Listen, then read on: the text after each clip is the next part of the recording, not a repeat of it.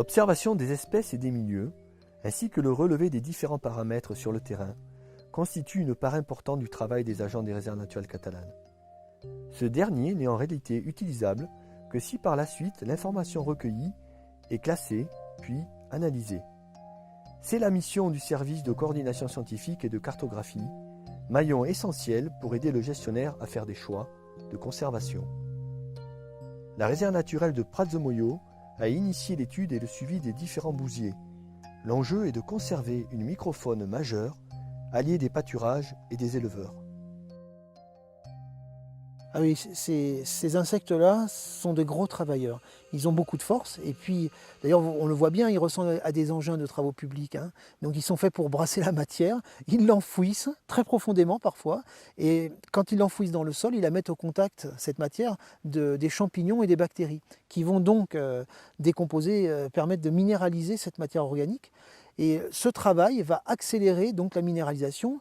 Ces minéraux vont être mis à disposition des plantes qui vont donc pousser plus vite.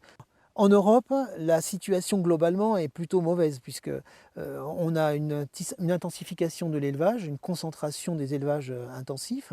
Et dans les secteurs de plaine, finalement, les bousiers ont quasiment disparu alors qu'ils étaient présents autrefois. Par contre, en moyenne montagne, donc c'est le cas un peu ici dans les Pyrénées, hein, et en haute montagne, les populations de bousiers globalement se portent plutôt bien. Quels sont les types de polluants possibles? Alors justement, là il y a des polluants insidieux auxquels on ne s'attendait pas vraiment, c'est l'utilisation des vermifuges sur le bétail.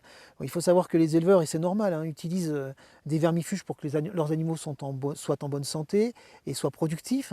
Donc il faut qu'ils utilisent ces produits. Malheureusement, les molécules vermifuges, des vermifuges se retrouvent après dans les excréments parce qu'elles ne sont pas complètement métabolisées. Et comme elles sont dans les bouses, elles attirent un peu plus que d'habitude, et en plus elles empoisonnent les bousiers. Alors les éleveurs, on n'est pas là pour les empêcher, hein, de traiter, mais simplement on va essayer de les sensibiliser.